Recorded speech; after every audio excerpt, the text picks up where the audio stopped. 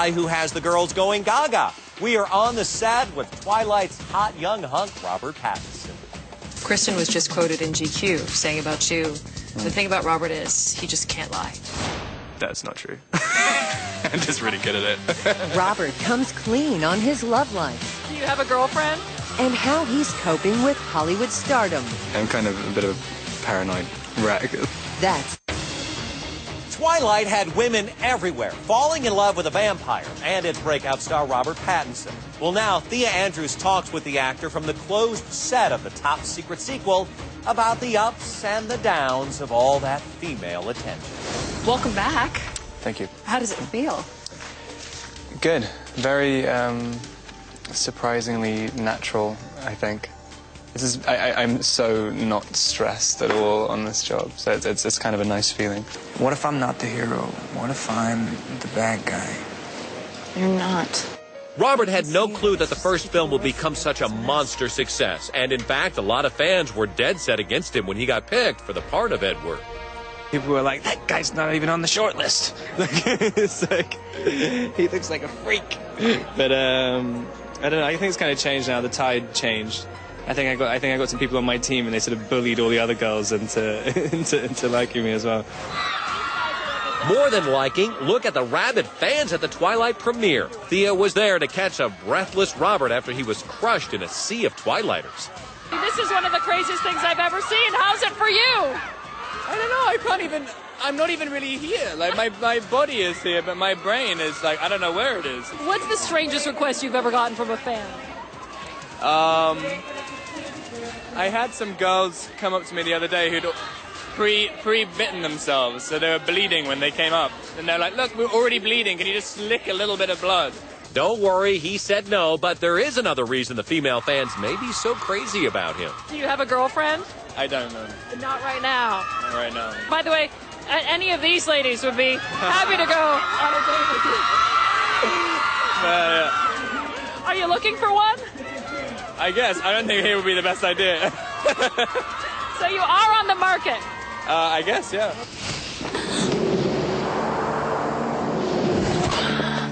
You better hold on tight, Spider Monkey. Now, the Bella-Edward romance has become one of the great movie love stories, but Robert promises that New Moon will be very different. First of all, he gets the stuffing knocked out of him. It's going to be really tough to do. I'm basically just getting beaten up, but like it's really intense. We were trying to establish how to portray like 100% pain throughout your body, and not just do it like going ah or whatever, and just writhing around. And it's a very like all these kind of weird stress positions and stuff. I mean, it's horrible. I mean, it's really disgusting. Some of the stuff. You're getting beaten up by Dakota Fanning. I know, yeah. Well, amongst other people, a lot of other people beat me up. I'm just being thrown around like a rag doll. Do you have a code name on set? On set, number 2. You're number 2. We can't use that one. You know what? Now you've blown it. No more number 2. Your driver is over there going like this. This soon-to-be 23-year-old has had quite a career trajectory. He was born in London in 1986 and started acting in amateur plays when he was 15. He had some small parts in British productions, then landed the part of Cedric Diggory in Harry Potter and the Goblet of Fire. He is quoted as saying that until the age of 12, his sisters used to dress him up as a girl and introduce him as Claudia. But then he got cool and discovered hair gel. His acting inspiration is Jack Nicholson, and his other big passion is music. How big a role does music play in your life? A lot. I think I'm gonna do a soundtrack for another movie, composing at the moment, which I think will be interesting, and that's kind of taking up quite a significant portion of my time. Again, I can't say what it is yet. There's a lot of secrecy. I know. I'm just so afraid of things falling apart. But with this newfound fame comes the rumor mill. If you even talk to a girl, she's your girlfriend, right? Yeah. It's in reality, yeah. Press. That happened before, too. No, I'm joking. Especially people who, like, you know, aren't famous, I guess. I'm always really worried about like ruining their lives. It's like, you know, you immediately get like all that stuff hacked into on the internet and everything's like, oh. So that's a little weird. Robert also got to present at the Oscars, which still shocks him. What was that like? Terrifying. I almost passed out. But he found out he had some famous fans. I thought it was quite funny. Ron Howard came out to have a picture taken. I was like, what do you want a picture for? Tom Cruise was telling me how much he loves the books. Really? Yeah. Wow. But Robert's not just sticking to vampires. He's got 2 other projects. First, he plays the eccentric artist Salvador Dali in Little Ashes out next month. And he's also a wannabe musician in How to Be, a British comedy out now. Here's footage behind the scenes where Robert can't seem to keep a straight face. I'm getting the sense no romantic comedies in the immediate future for you. The stuff, I'm kind of booked out for like a year now with various different things, and